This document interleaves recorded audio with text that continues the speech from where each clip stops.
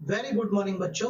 आज है chapter 2, incorporation of company and matter incidental thereto, CA inter again ICAI module से हम पढ़ रहे हैं। अब इस चैप्टर में हमारा फोकस होगा कंपनी का कैसे इनकॉर्पोरेशन होता है। इनकॉर्पोरेशन मतलब लीगल क्रिएशन या उत्पत्ति कैसे होती है कंपनी की, और उससे इंसिडेंटल या कनेक्टेड मैटर्स के बारे में हम लोग धीरे धीरे धीरे धीरे करके पढ़ेंगे। ठीक है, तो पढ़ना क्या है इस चैप्टर में? सबसे पहले पूरा फॉर्मेशन इनकॉर्पोरेशन पढ़ेंगे, जिसमें हम वन पर्सन कंपनी के बारे में जानेंगे। कंपनी को इनकॉर्पोरेट करते समय कौन से डॉक्यूमेंट जमा किए जानेंगे। सेक्शन 8 कंपनी कैसे बनती है, नॉट फॉर प्रॉफिट कंपनी कैसे बनती है जानेंगे, और रजिस्ट्रेशन का इफेक्ट क्या होता है जानेंगे। उसके बाद हम जानेंगे मेमोरेंडम ऑफ एसोसिएशन क्या है, आर्टिकल ऑफ एसोसिएशन क्या है। ठीक है, अल्टरेशन कैसे होता है आर्टिकल में, मेमोरेंडम में, अलग अलग प्रोविजन डॉक्यूमेंट से रिलेटेड, ऑथेंटिकेशन मतलब सिग्नेचर से रिलेटेड, एग्जीक्यूशन से रिलेटेड जानेंगे।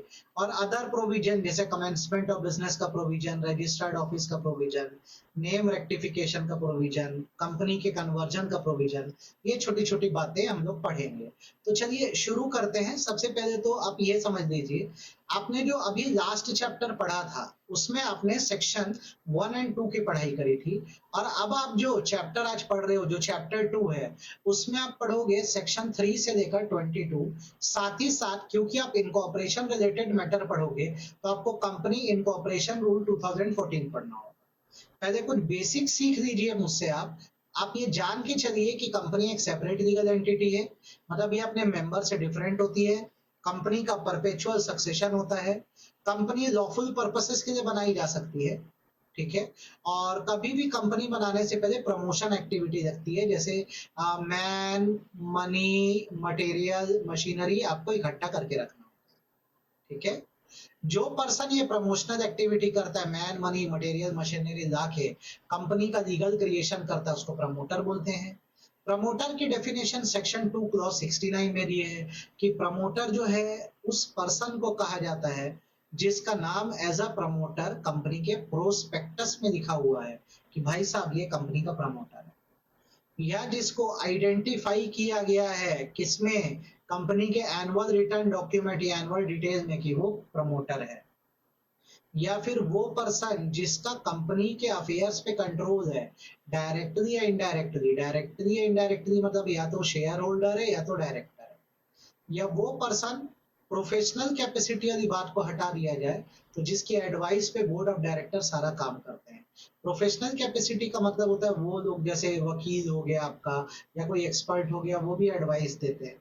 उन लोग को आप प्रमोटर नहीं बोलते हैं, लेकिन उसके अलावा जो बेसिकली फाउंडर्स हैं और जिनके कहने पे कंपनी चलती है उनको प्रमोटर बोला जाता है। ध्यान रखना, ठीक, प्रमोटर होना इम्पोर्टेंट है, ये बात एकदम एकदम अच्छे से सीख लो। मन में इसको लेकर कोई डाउट नहीं होना चाहिए। प्रमोटर वही है जो कंपनी को बनाता है, कि कंपनी को चला बनाने को लेकर नेसेसरी स्टेप्स फॉलो करता है, यही कैपिटल अरेंज करता है। सब कुछ करने वाला कौन है? प्रमोटर है। ठीक है, ये बात ध्यान रखना। ठीक, एक सवाल है, क्या प्रमोटर बनने के लिए इनिशियल फॉर्मेशन से जुड़ा होना जरूरी है? तो नहीं, बाद में भी अगर आप क्या करो, फंड रेस करते हो और बोर्ड को एडवाइस करते हो तो आप प्रमोटर ही कहलाओ। अब आते हैं कंपनी के फॉर्मेशन पे। सेक्शन 3 जो है वो बेसिक प्रोविजन बताता है। बेसिक प्रोविजन मतलब कंपनी बनाने का बेसिक नियम क्या है।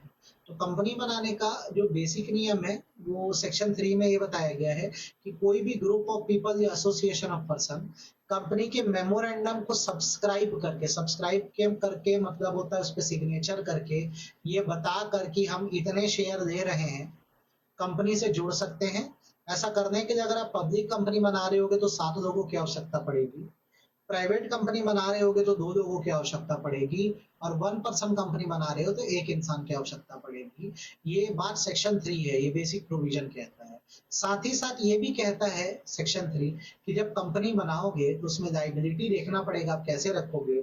आइदर आप इसे लिमिटेड बाय शेयर कर सकते हो, या आप इसे लिमिटेड बाय गारंटी कर सकते हो, और कई बार लाइबिलिटी जितनी कंपनी की उतनी मेंबर्स की भी मान ली जाए, मतलब आप अनलिमिटेड कर सकते हैं। ठीक है, आई होप ये बात समझ आई हो। ये बेसिक प्रोविजन है ना कंपनी बनाने का, याद रखना, जो सेक्शन 3 में आता है। ये बेसिक प्रोविजन। अब आते हैं वन पर्सन कंपनी पे। वन पर्सन कंपनी क्या है? वन पर्सन कंपनी एक हाइब्रिड है। नॉर्मली जब अकेला पर्सन बिजनेस करता है तो वो करता है सोल प्रोप्राइटरशिप बना। अगर ये उस सोल प्रोप्राइटरशिप को कंपनी फॉर्म में कन्वर्ट कर दिया जाए और उसमें कंपनी के फीचर डाल दिए जाए तो वही बन जाएगा वन पर्सन कंपनी। तो अगर बोला जाए वन पर्सन कंपनी क्या है, तो वन पर्सन कंपनी बेसिकली वो कंपनी है जो लिमिटेड लाइबिलिटी के साथ बनती है और वहां पे एक ही पर्सन जो होता है मेंबर होता है। ये सब कैटेगरी ऑफ प्राइवेट कंपनी है, याद रखना। ठीक है, भूलना मत। कौन बना सकता है वन पर्सन कंपनी? तो सिर्फ एक नेचुरल पर्सन, माइनर को छोड़कर। माइनर तो वन पर्सन कंपनी बना ही नहीं सकता। ठीक है, एक नेचुरल पर्सन जो इंडियन सिटीजन है, वेदर रेसिडेंट और नॉट, सिटीजन होना जरूरी है, पैदा भारत में हुआ हो, भले वो इंडिया में रहता हो या ना रहता हो, वन पर्सन कंपनी बना सकता है। यहाँ रेसिडेंट का मतलब बोला गया वो पर्सन जो लास्ट ईयर या पिछले साल 120 दिन भारत में रहा है। जैसे टैक्स में 182 डेज पड़ते हैं, यहाँ पे 120 डेज है, याद रखना। ठीक। फिर एक बेसिक बात, वन पर्सन कंपनी अभी तो बना दी हो, कल को दूसरे फॉर्म ऑफ कंपनी में कन्वर्ट करना है, कर तो सकते हो तुम लोग, बस सेक्शन 8 कंपनी है, नॉट फॉर प्रॉफिट कंपनी में कन्वर्ट नहीं हो सकती। आगे बिजनेस भी कोई भी कैरी कर सकती है, बस non banking financial investment business नहीं कर सकती, मतलब पैसे के लेन देन का काम नहीं कर सकती, और खुद भी कर सकती है, मतलब इन्वेस्ट करना, लोन देना, ये सब नहीं कर सकती। ठीक। अब क्योंकि ये कंपनी है तो अगर ये अकेला आदमी मर गया तो क्या होगा? तो इसका परपेचुअल सक्सेशन बनाए रखने के लिए इसमें एक इंसान का नाम बताना होता है, जो नेचुरल पर्सन होना चाहिए, जो इंडियन सिटीजन होना चाहिए, भले रेसिडेंट हो या ना हो। उसे रिटर्न कंसेंट लेके उसका नाम लिख दो कि अगर मान लो ओरिजिनल पर्सन की डेथ हो जाए तो सारा अधिकार इस इंसान के नाम चला जाएगा। ऐसे इंसान को नॉमिनी बोलते हैं। तो नॉमिनी भी एक नेचुरल पर्सन है, इंडियन सिटीजन है, रेसिडेंट हो या ना हो फर्क नहीं पड़ता। अगर मान लो सब्सक्राइबर या रियल ओनर की डेथ हो जाए तो सारा शेयर इसके नाम पे चला जाता है। इससे क्या होता है, जैसे मैंने ओपीसी बनाया, मुझे कुछ हो गया तो सब कुछ नॉमिनी के नाम दिया। अब ये नॉमिनी अपना एक नॉमिनी रख देगा, अगर ये मर गया तो किसको जाएगा? नॉमिनी को चला जाएगा। ऐसे करके इंश्योर किया जाता है कि कंपनी का परपेचुअल सक्सेशन है और लगातार कंपनी चलती रहती है, चलती रहती है, चलती रहती है। जैसे देखो, मिस मधु ने क्या एक वन पर्सन कंपनी बनाई और सूडान को अपना नॉमिनी बना लिया। अब मधु जैसे इंसॉल्वेंट डिक्लेयर हो गई है तो ये माना जाएगा जो सूदन है वो आगे से फिर ओपीसी को चलाए। ठीक। जिसको भी आप पर्सन नॉमिनेट करोगे उसका नाम फॉर्म आईएनसी 22 स्पाइस फॉर्म में। स्पाइस का मतलब होता है ऑनलाइन इनकॉर्पोरेशन सिंप्लीफाइड। स्पाइस का फुल फॉर्म है सिंप्लीफाइड प्रोफॉर्मा।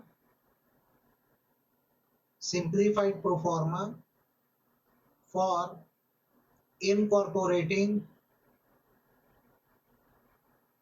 Company electronically. ये ऑनलाइन सिस्टम है जिससे फटाफट कंपनियां बनाई जाती है। तो जैसे नॉमिनी का नाम आपको कंपनी बनाते समय स्पाइस फॉर्म में देना होता है और उसका कंसेंट फॉर्म नंबर आईएनसी 4 में आता है, याद रखना। तो जब कंपनी बना रहे हो तो सारा डिटेल रजिस्ट्रार के पास जमा होता है, तो ये स्पाइस प्लस के साथ ये कंसेंट भी जमा कर देना। ठीक। एक नेचुरल पर्सन एक से ज्यादा ओपीसी बना नहीं सकता और एक से ज्यादा ओपीसी में मेंबर भी, नॉमिनी भी नहीं हो सकता। ज्यादा से ज्यादा आप एक ही ओपीसी बना सकते हो, नॉमिनी भी एक में हो सकते हो। अब अगर मान लो आप एक नेचुरल पर्सन हो, आपकी एक ओपीसी है, ठीक, आपने किसी को उसमें नॉमिनी बनाया, क्या बनाया? ठीक, नॉमिनी बनाया। और मान लो आपको कुछ हो गया तो अब नॉमिनी को डिसाइड करना होगा कि वो कौन सी ओपीसी में रहना चाहता है, अपनी में कि आपकी में। ठीक। जो नॉमिनी है वो चाहे तो अपनी कंसेंट को विड्रॉ भी कर सकता है नोटिस देकर। ठीक। जो सोल मेंबर है जब ये कंसेंट विड्रॉ कर देगा नॉमिनी, तो उसकी जगह 15 दिन के अंदर क्या करेगा, किसी और को नॉमिनी बनाएगा। और जैसे ऊपर नॉमिनी बनाते वक्त आईएनसी 4 भरा था, वैसे नॉमिनी चेंज करते वक्त फ्रेश नॉमिनेशन भी आईएनसी 4 फॉर्म में भरेगा। सिमिलरली जो मेंबर है अगर उसको भी लग रहा है कि नॉमिनेशन बदलना है तो वो खुद से भी नॉमिनेशन बदल सकता है, याद रखना। डन। तो नॉमिनी खुद भी अपना नाम विड्रॉ कर सकता है, ये जो मेंबर है वो भी नॉमिनी को रिप्लेस कर सकता है। ठीक। एक नॉमिनी को कब मेंबरशिप मिलती है, तो जैसे सोल मेंबर की डेथ हो जाती है तो जो नॉमिनी है वो नया मेंबर बन जाता है और उसको क्या करना होता है, फिर अपना एक नॉमिनी रखना होता है कि मान लो अगर ये मर गया तो आगे फिर कंपनी किसके पास चलेगी। ठीक। कोई भी कभी चेंज आए, जैसे नॉमिनेशन विड्रॉ हो या नॉमिनी को रिप्लेस किया जाए, तो ये सब जानकारी जो होती है वो 30 डेज के अंदर आपको आरओसी, रजिस्ट्रार ऑफ कंपनीज को फॉर्म नंबर INC 4 में लेके बताना होता है कि हमारा नॉमिनी बदल गया है, उसकी जगह दूसरा नॉमिनी। एक सवाल है, क्या नॉन रेसिडेंट इंडियन भी नॉमिनी हो सकता है? तो बिल्कुल हो सकता है, ट्रू। इंडियन सिटीजन होना जरूरी है, सिटीजन, पैदाइश भारत में, रेसिडेंट हो या ना हो, NRI लोग, दूसरे देश में रहने वाले लोग भी कर सकते हैं, बस सिटीजनशिप इंडिया की चाहिए। ठीक। ओबीसी के लिए कुछ रिलैक्सेशन है। 1% कंपनी मतलब छोटी कंपनी है, तो आप लोगों को कैश फ्लो स्टेटमेंट बनाने की जरूरत नहीं है। आपके एनुअल रिटर्न पे एक ही डायरेक्टर साइन करेगा तो चल जाएगा। ठीक है। देन 2 पॉइंट समझ आ गए। तीसरा, आपको एनुअल जनरल मीटिंग करने की भी जरूरत नहीं है, आप ये पॉइंट पढ़ते जाओ।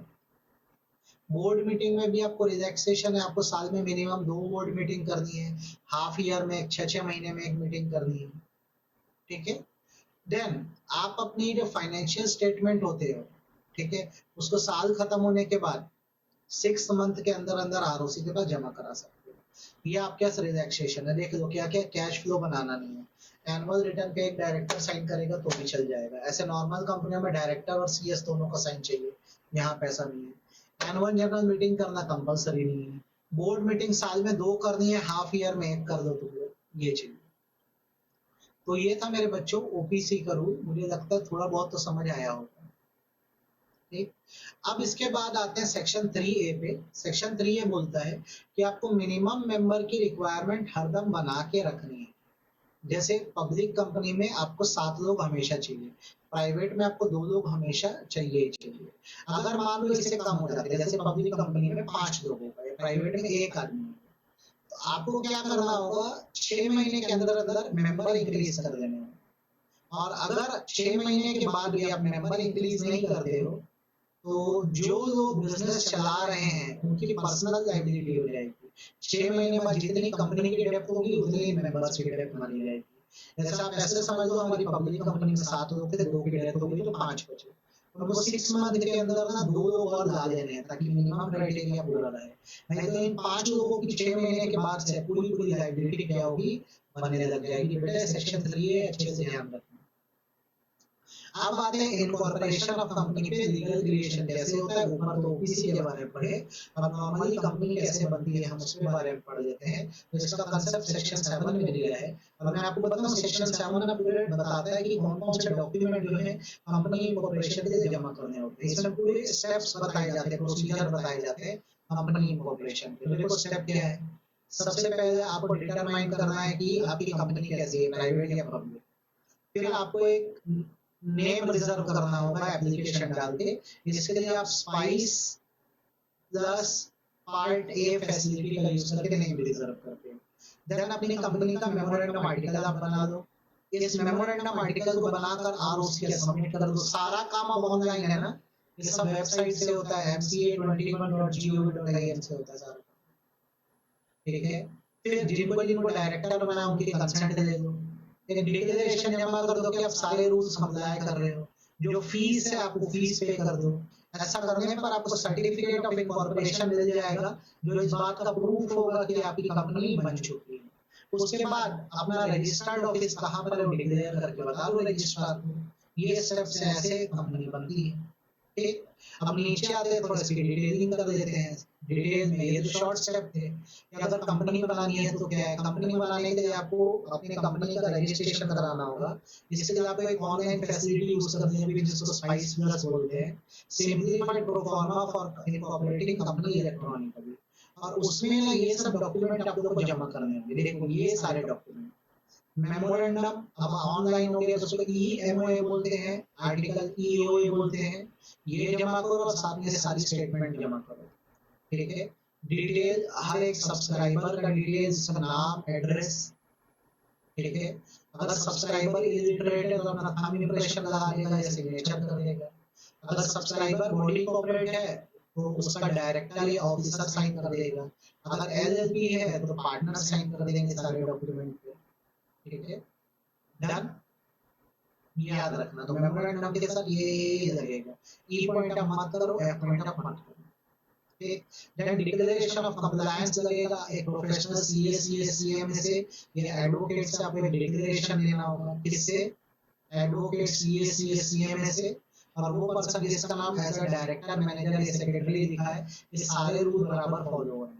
देन कंपनी के सब्सक्राइबर भी एक डिक्लेरेशन देंगे, फर्स्ट डायरेक्टर भी कि वो किसी ऑफेंस में कमिटेड नहीं है, वो किसी भी ऑफेंस में गिल्टी पाए नहीं गए हैं, ये सारे डिटेल जमा करना है। एक दो बेटा कंपनी बनाने के लिए ऊपर से ये सब डॉक्यूमेंट जमा करना है। मेमोरेंडम आर्टिकल जमा करे, उस पे किसका किसका साइन दिया मेमोरेंडम आर्टिकल पे, देखो एबीसीडी पॉइंट, ठीक है।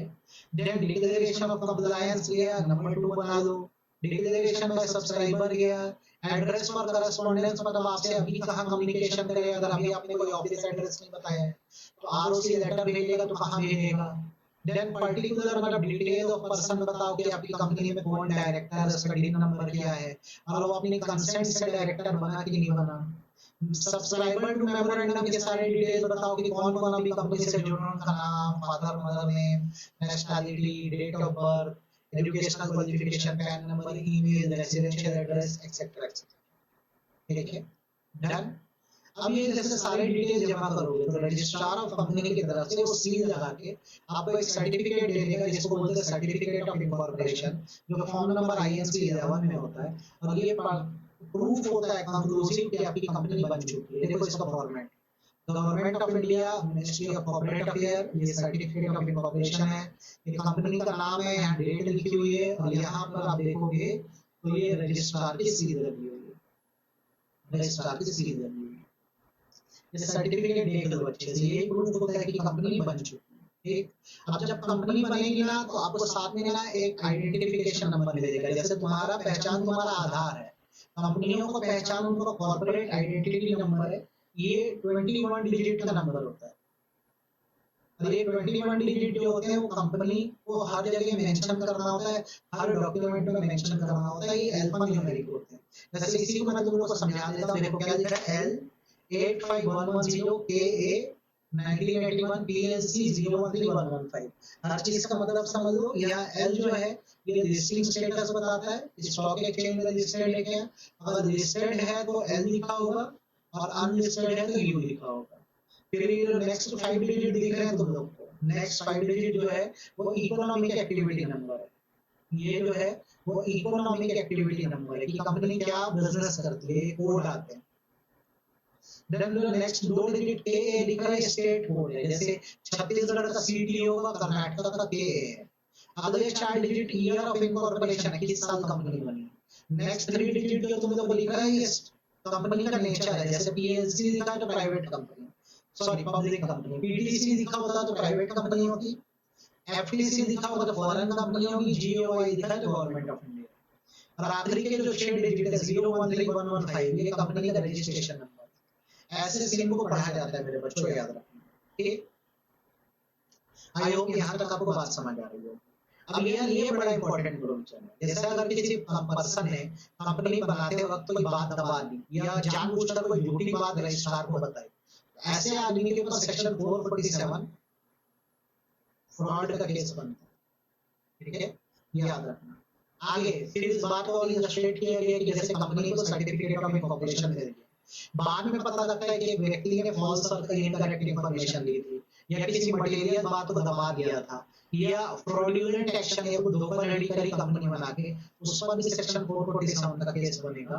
और यहाँ पर फिर जो नेशनल कंपनी और ट्रिब्यूनल है, जो हमारे कंपनियों का रेगुलेटर है, जैसे बैंकों का RBI है, कंपनियों का NCLT है, इनमें से कोई एक ऑर्डर देगा, वो बोलेगा मेमोरेंडम आर्टिकल में कुछ चेंजेस लाया जाए ताकि कंपनी को ढंग से आगे चलाया जा सके।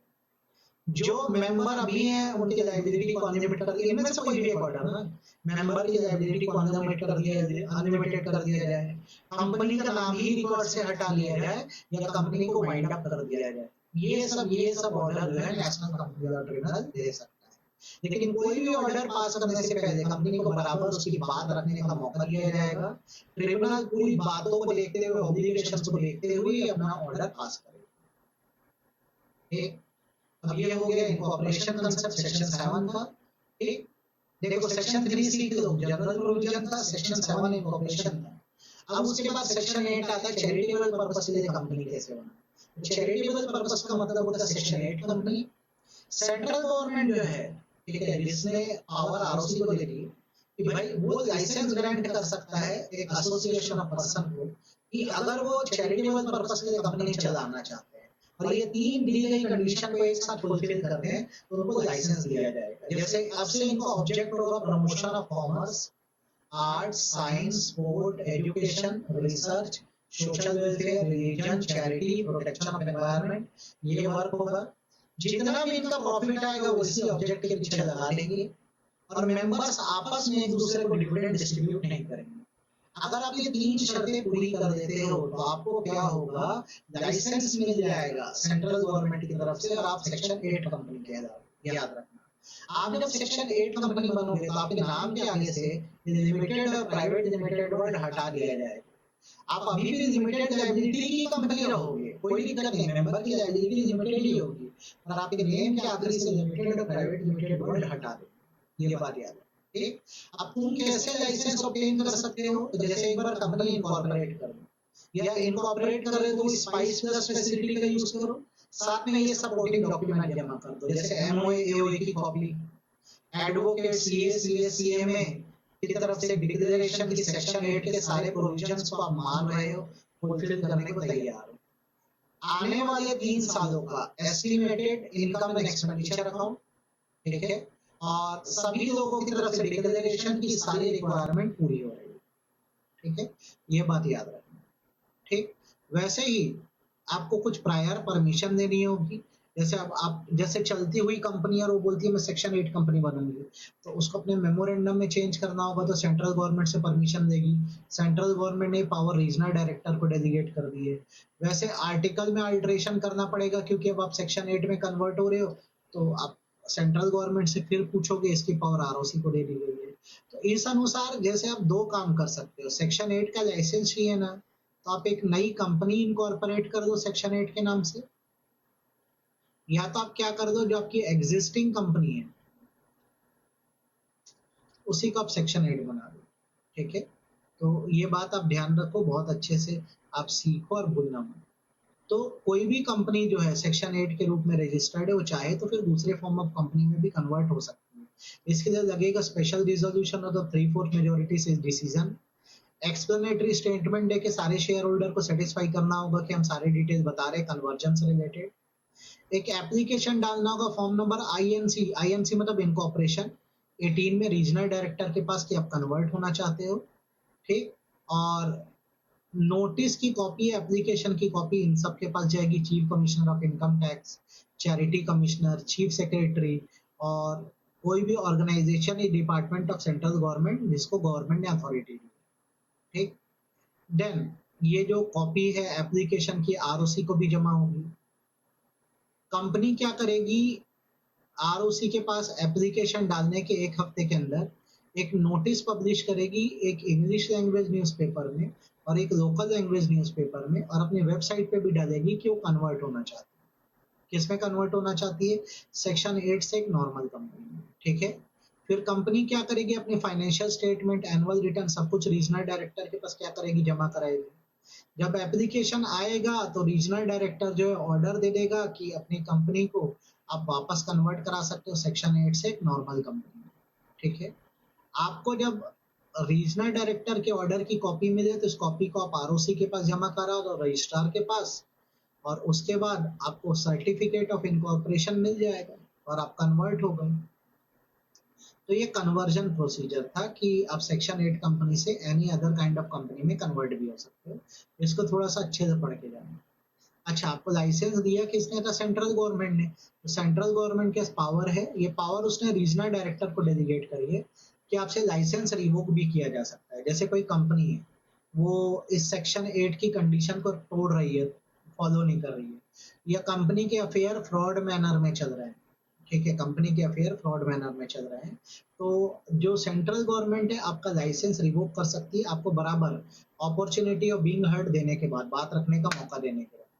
और जब रिवोकेशन होगा तो आपके नाम के आगे वापस से लिमिटेड या प्राइवेट लिमिटेड लगा दिया जाएगा। एक बार आपका लाइसेंस रिवोक हो गया तो ये सारे ऑर्डर आपके अगेंस्ट आ सकते हैं, आपकी कंपनी को वाइंड अप किया जा सकता है, ठीक है, और जो भी एसेट आएगी उससे डेप्थ और लायबिलिटी पे कर दी जाएगी। या फिर इतना ही पढ़ना, या फिर क्या किया जा सकता है, आपकी कंपनी को अमालगमेट किया जा सकता है एक दूसरी कंपनी से, तब दूसरी सेक्शन 8 कंपनी से जिसका सेम ऑब्जेक्टिव होता है। अगर सेक्शन 8 के नियमों को आपने नहीं माना तो कंपनी जो है, जो सेक्शन 8 की रिक्वायरमेंट नहीं मान रही है, उस पर जुर्माना लग सकता है 10 लाख से 1 करोड़ का, और जो कंपनी के डायरेक्टर और ऑफिसर हैं उन पे जुर्माना लग सकता है 25,000 से लेकर 25 लाख। वैसे अगर फ्रॉड मैनर में कंपनी को आप चला रहे हो तो सेक्शन 447 फ्रॉड का केस भी बन सकता है। ये पूरा कंसेप्ट है आपका सेक्शन 8 का, आप इसको बहुत बहुत बहुत अच्छे से पढ़ो। सेक्शन 8 को कुछ रिलैक्सेशन अवेलेबल है, जैसे जब ये जनरल मीटिंग बुलाते हैं तो इनको 21 डेज का नोटिस ना देकर 14 क्लियर डेज का नोटिस देके जनरल मीटिंग बुलाना होता है। यहाँ पे मिनिमम नंबर ऑफ डायरेक्टर की या इंडिपेंडेंट डायरेक्टर की रिक्वायरमेंट अप्लाई नहीं होती। ये लोग को कुछ एसेंशियल कमेटी है, जैसे nomination remuneration committee, stakeholder relationship committee, ये सब बनाने की जरूरत नहीं। ये अब देखो, ओपीसी का कंसेप्ट हो गया, इनकॉर्पोरेशन का कंसेप्ट हो गया, और सेक्शन 8 कंपनी का कंसेप्ट हो गया। आई होप आपको यहाँ तक के कंसेप्ट तो समझ आए होंगे। अब बारी आती है इफेक्ट ऑफ रजिस्ट्रेशन की, कि रजिस्ट्रेशन का इफेक्ट क्या है। अब भाई देखो, चाहे तुम ओपीसी बनाओ, चाहे सेक्शन 8 कंपनी बनाओ, या नॉर्मल कंपनी इनकॉर्पोरेट करो, एट द एंड तुम्हारा रजिस्ट्रेशन तो हो ही गया है। इट मीन्स अब तुम्हारी कंपनी क्या बन चुकी है, सेपरेट लीगल एंटिटी बन चुकी है। कब से बनी है, जब से इनकॉर्पोरेट हुई, तुमको सर्टिफिकेट ऑफ इनकॉर्पोरेशन मिल गया है, उसमें डेट स्पेसिफाई है। अब इसके बाद क्या होगा, जैसे तुम इनकॉर्पोरेट हो गए हो तो तुम्हारी कंपनी को एक नाम मिल गया है। अब तुम अपनी कंपनी के नाम से हर वो काम कर सकोगे जो एक इनकॉर्पोरेटेड कंपनी कर सकेगी। तुम्हारी कंपनी का परपेचुअल सक्सेशन हो जाएगा। तुम्हारी कंपनी अपने नेम से प्रॉपर्टी एक्वायर कर सकेगी, होल्ड कर सकेगी। डिस्पोज वर्ड का मतलब होता है सेल कर देना, लीज कर देना, कर सकेगी। चाहे मूवेबल प्रॉपर्टी हो, चाहे इमूवेबल हो, चाहे टेंजिबल हो, चाहे इंटेंजिबल हो। कंपनी की कैपेसिटी होगी सीव करने की, और कंपनी के ऊपर भी सीव या केस हो सकेगा। भाई साहब, ये है इफेक्ट ऑफ रजिस्ट्रेशन, ये बहुत अच्छे से अपन पढ़ेंगे। ठीक, डन। अब उसके बाद आता है कंपनी का मेजर डॉक्यूमेंट। दो ही बेसिक डॉक्यूमेंट होते हैं मेरे बच्चों कंपनी के, एक मेमोरेंडम होता है, एक आर्टिकल। मेमोरेंडम एक्चुअल में बताऊं ना, तो कंपनी के एक्सटर्नल फीचर है, जैसे हमारी बॉडी होती है ना, जिसको बाहर से इंसान देखता है, वैसे कंपनी के एक्सटर्नल फीचर्स कंटेन करने वाला डॉक्यूमेंट एमओए है।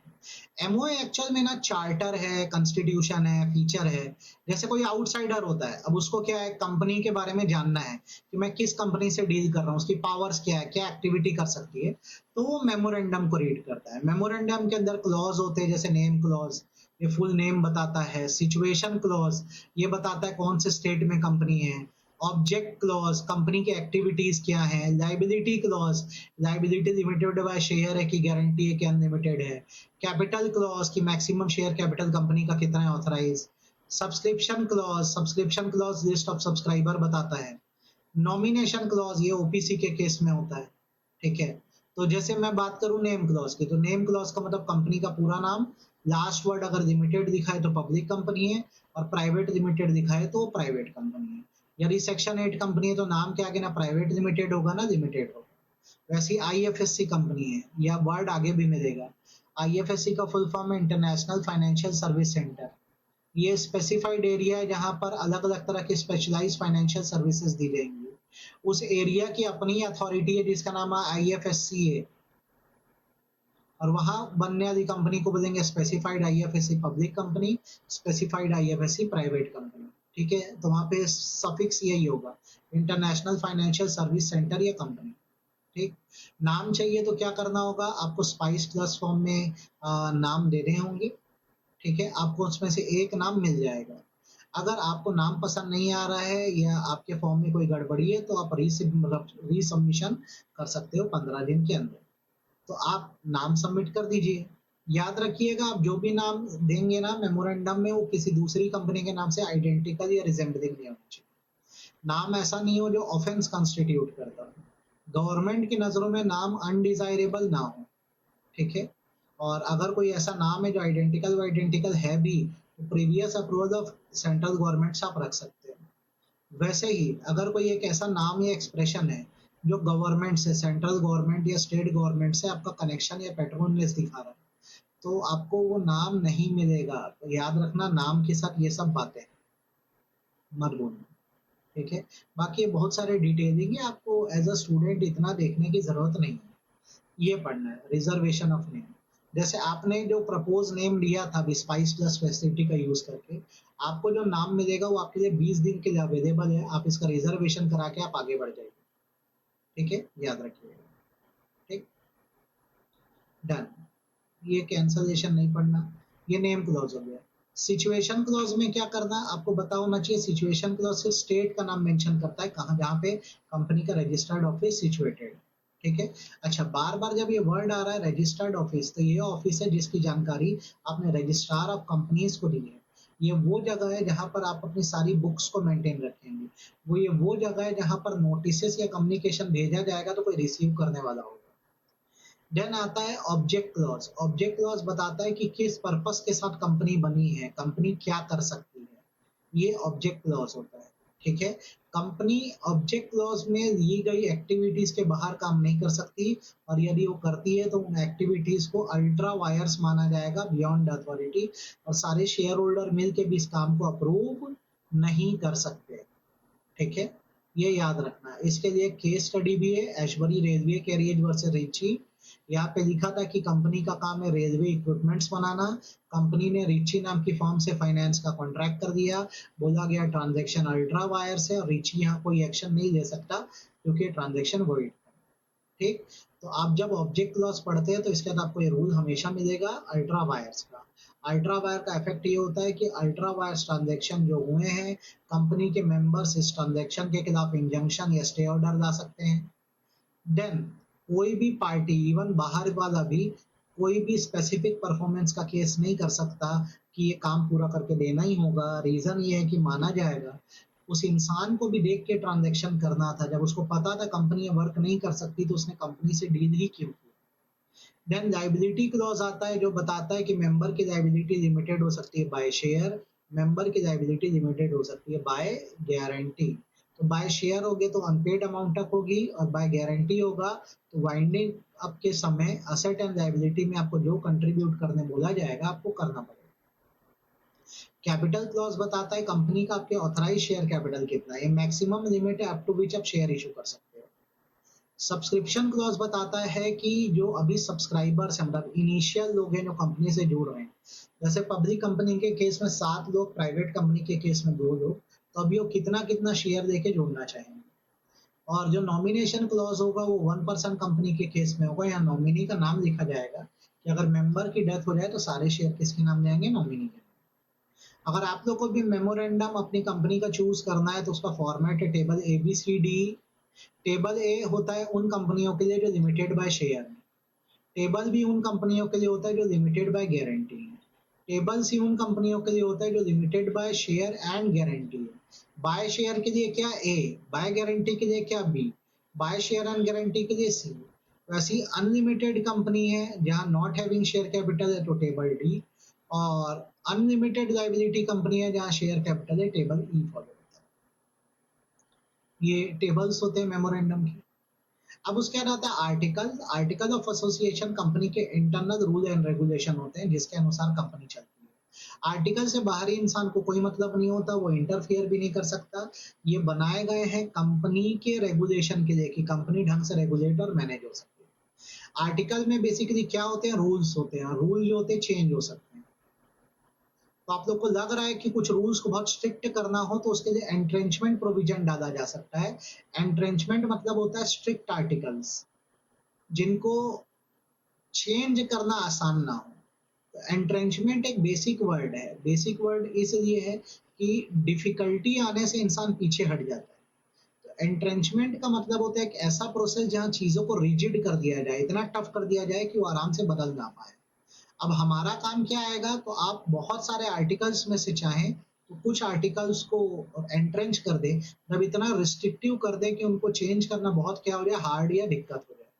तो कैसे किसी आर्टिकल को एंट्रेंच किया जाता है, आप पढ़ के रहे आपको समझ आ रहा है। आर्टिकल उसके अंदर एक प्रोविजन है एंट्रेंचमेंट, है बहुत अच्छे से पढ़ना। एंट्रेंचमेंट मतलब वो आर्टिकल जिनको चेंज करना बड़ा डिफिकल्ट होता है। तो एंट्रेंचमेंट का प्रोविजन डालना है तो कंपनी के फॉर्मेशन के समय डाल दो या बाद में अमेंड करके भी डाल सकते हो। इसके लिए अगर प्राइवेट कंपनी है तो सारे मेंबर्स की कंसेंट से एंट्रेंचमेंट प्रोविजन डालोगे, और पब्लिक कंपनी है तो स्पेशल रिजोल्यूशन या 75% मेजोरिटी से भी एंट्रेंचमेंट कर सकते हो। एक बार अगर आपकी कंपनी ने कुछ आर्टिकल्स या नियमों को एंट्रेंच कर दिया तो इसकी जानकारी आपको आरओसी को देनी होगी। कंपनी बनाते वक्त स्पाइस प्लस फॉर्म में दे देना, और कंपनी अगर ऑलरेडी बन चुकी है तो फॉर्म नंबर MGT 14, जो कि होता है रजिस्ट्रेशन ऑफ स्पेशल रिजोल्यूशन, इसके थ्रू आप जानकारी दे देना कि आपने इन आर्टिकल को बहुत स्ट्रिक्ट कर दिया है। फॉर एग्जाम्पल, आपकी कंपनी के 40 आर्टिकल हैं, 40 आर्टिकल्स है, 40 रूल्स। आपने क्या किया, रूल नंबर 2 को, रूल नंबर 6 को, रूल नंबर 9 को, रूल नंबर 12 को बोला एंट्रेंच कर देंगे। एंट्रेंच मतलब इनके चेंज को बहुत डिफिकल्ट कर दिया जाएगा। तो इसमें अगर प्राइवेट कंपनी है तो इसको एंट्रेंच करने के लिए सारे मेंबर की कंसेंट लगेगी, और पब्लिक कंपनी है तो स्पेशल रिजर्वेशन से लगेगी। और जानकारी किसको दे देंगे, आरओसी को। ये बच्चों बाय हार्ट कर देना बात। अगर तुम लोग को आर्टिकल बनाना है तो उसके मॉडल आर्टिकल है टेबल FGHIJ। अगर कंपनी लिमिटेड बाय शेयर है तो टेबल F। अगर company limited by share and guarantee है तो टेबल G। अगर कंपनी केवल लिमिटेड बाय गारंटी है तो टेबल H। अगर कंपनी अनलिमिटेड कंपनी और शेयर कैपिटल है तो टेबल I। और अनलिमिटेड कंपनी है नॉट हैविंग शेयर कैपिटल तो टेबल J। ऊपर जो अभी मेमोरेंडम में पढ़े ना फॉर्मेट, थोड़ा सा उसे उल्टा पुल्टा है। ठीक है, यहाँ पे क्या था, limited by share, by guarantee, by share and guarantee, not having share capital, having share capital. यहाँ पे थोड़ा अलग है। यहाँ पे कैसा है, limited by share, share and guarantee, फिर गारंटी, फिर unlimited company having share capital, unlimited company not having share. ये ध्यान रखना, ठीक है, इंपॉर्टेंट है, अच्छे से पढ़ना। डॉक्ट्रिन ऑफ कंस्ट्रक्टिव नोटिस का रूल अच्छे से पढ़ लो। ये पढ़ लोगे तो इंडोर मैनेजमेंट अच्छे से पढ़ लो। जैसे जब हम लोग कंस्ट्रक्टिव नोटिस बोलते हैं तो कंस्ट्रक्टिव नोटिस मतलब होता है प्रिज्यूम्ड नॉलेज, मान लेना। कहने का मतलब है कि कोई भी इंसान जब कंपनी से डील कर रहा है तो उसको मेमोरेंडम और आर्टिकल के कंटेंट का नॉलेज होना चाहिए। क्या होता है, एक बार जब कंपनी का रजिस्ट्रेशन होता है तो मेमोरेंडम आर्टिकल पब्लिक डॉक्यूमेंट बन जाते हैं। आप एक प्रिस्क्राइब फीस पे करिए और आपको पूरा मेमोरेंडम आर्टिकल, हर एक एग्रीमेंट और रिजोल्यूशन की कॉपी मिल जाएगी। ठीक है, आप जब कंपनी से डील कर रहे होते हैं तो आप क्या करेंगे, इन मेमोरेंडम आर्टिकल को पढ़ के आइए। अब कंस्ट्रक्टिव नोटिस इसी बात पर बेस है। ये बोलता है कि जैसे कोई भी कंपनी से डील कर रहा है तो पब्लिक डॉक्यूमेंट से फेमिलियर है, क्योंकि वो तो कोई भी इंस्पेक्शन करके देख सकता था। तो कल को कोई भी गड़बड़ होने पर आप कंपनी के ऊपर केस नहीं कर पाओगे। रीजन ये कि माना जाएगा कि भाई साहब आपको कंपनी के कंटेंट का पूरा नॉलेज था। हाउएवर इसका एक एक्सेप्शन है जिसको इंडोर मैनेजमेंट बोलते हैं। ये बोलते हैं कि प्रिज्यूम तो हम कर देंगे कि इंसान को बाहर पूरा मेमोरेंडम आर्टिकल का बराबर नॉलेज था, पर इंटरनल प्रोसीडिंग के बारे में तो उसको नहीं पता था कि कंपनी के अंदर कैसे काम चल रहा है। जैसे केस है रॉयल ब्रिटिश बैंक वर्सेस टर्कन। ये क्या बोलता है, कंपनी के आर्टिकल में ये लिखा हुआ था कि डायरेक्टरों को अगर लोन लेना होगा कंपनी के तो उसको शेयर होल्डर से रिजोल्यूशन पास करा के देना होगा। कंपनी के डायरेक्टर ने क्या किया, टर्कन को एक बॉन्ड दिया, मतलब उससे लोन लिया और बिना शेयर होल्डर से पूछे दिया। तो इसमें टर्कन की थोड़ी कोई गलती है, कंपनी कंपनी की साइड से ना, उन्होंने शेयर होल्डर से क्यों नहीं पूछा। तो टर्कन ये अज्यूम कर सकता था कि उसको जब बॉन्ड बेचा गया तो शेयर होल्डर की परमिशन से ही बेचा गया होगा, इसलिए कोई भी नुकसान होने पे टर्कन जो था वो उस कंपनी पर केस कर सकता था। ठीक, यहाँ पे लॉजिक ये है बेसिकली कि बाहर का इंसान नॉलेज तो रख सकता है, पर कंपनी के अंदर इंटेंशंस के कैसे लोग बैठे हैं उसको नहीं पता है ना। तो अगर कंपनी के अंदर कोई भी गड़बड़ होगी वो केस करेगा। हाँ, ये रूल तब अप्लाई नहीं होगा जब आउटसाइडर को खुद से ही पूरी इरेगुलरिटी या सारी गलतियों का नॉलेज था, उसको पता था, फिर उसने कंपनी से क्यों डील किया।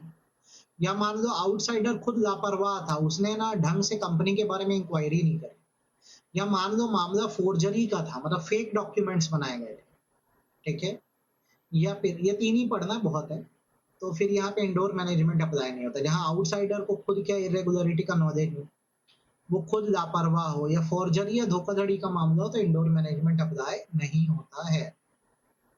ठीक, अब जैसे मैंने बोला दो बेसिक डॉक्यूमेंट कौन कौन से, मेमोरेंडम और आर्टिकल, ये बहुत अच्छी बात है। पर जो कंपनीज एक्ट के प्रोविजन है वो चाहे तो ओवरराइड या सरपास कर सकते हैं मेमोरेंडम को, आर्टिकल को, कोई भी एग्रीमेंट को, कोई भी रिजोल्यूशन को। तो आप कितने भी नियम बना दो, जो एक्ट में लिखा होगा वो बात मेन मानी जाएगी।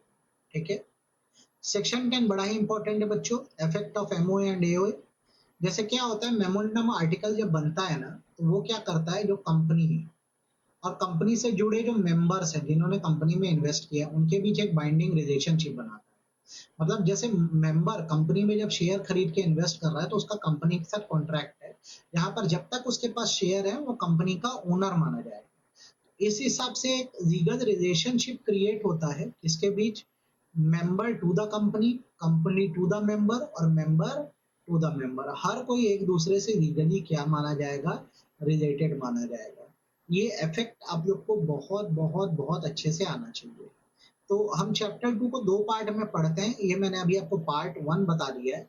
अब जो नेक्स्ट लेक्चर दूंगा उसमें मैं आपको पार्ट 2 बताऊंगा। तब तक के लिए स्टे ट्यून्ड, इतना ही पढ़ें।